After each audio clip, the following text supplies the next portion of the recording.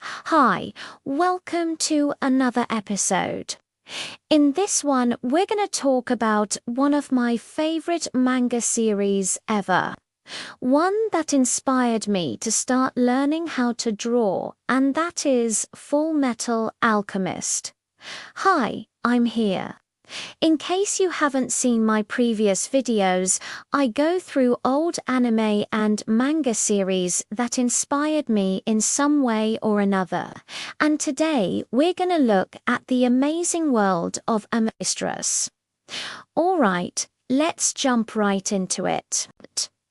This comic was written and illustrated by Hiromu Arakawa and originally ran from 2001 to 2010 in Square Enix's monthly shonen Gangan magazine.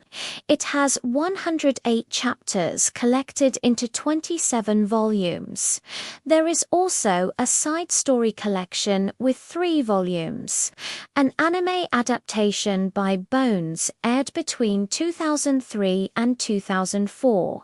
A second anime adaptation aired between 2009 and 2010. There is also a live-action movie which came out in 2017. There are currently 2 movies in the works which will adapt the movie side story that take place during the original manga storyline. The first movie will release in December of 2021, and the second movie will release in 2022. There is also a spin-off series that focuses on the state alchemists that aired in 2013.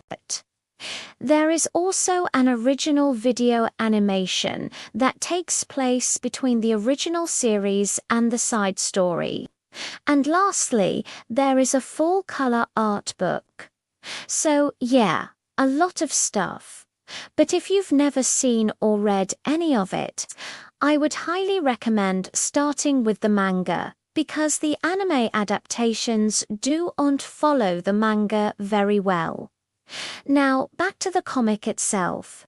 The art style is pretty simple. Nothing too crazy going on there. When I was younger, I used to copy the characters' hairstyles and outfits quite often.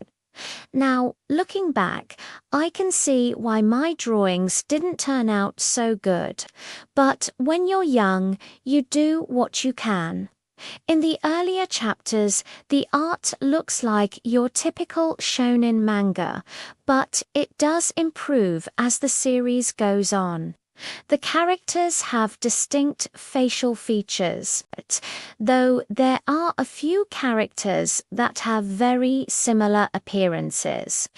This can cause some confusion when reading the manga, but thankfully there are very few instances where this might happen, and you'll most likely catch on before getting confused.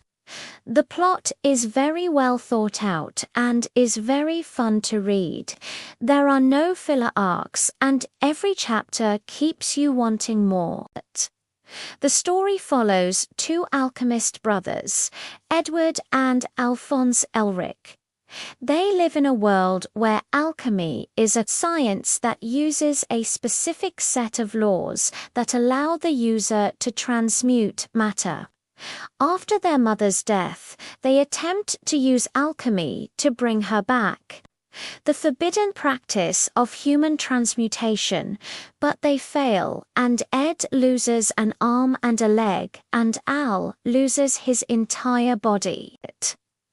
Being unable to accept this, they search for the legendary Philosopher's Stone in order to restore themselves.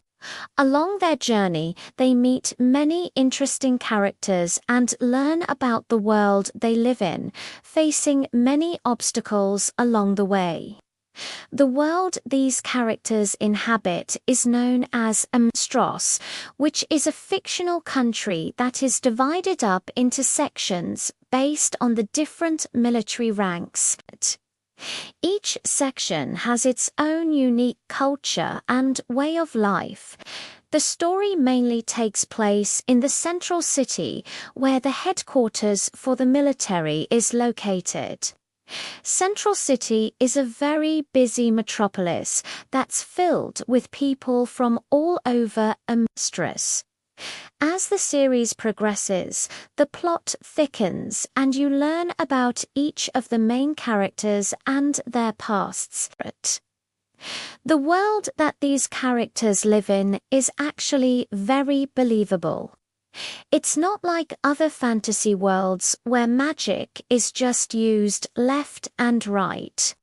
Here, alchemy is treated like a science, and there are consequences to using it, such as damaging the equivalent exchange. Also, the characters will sometimes argue over whether alchemy is a pseudoscience or an actual science.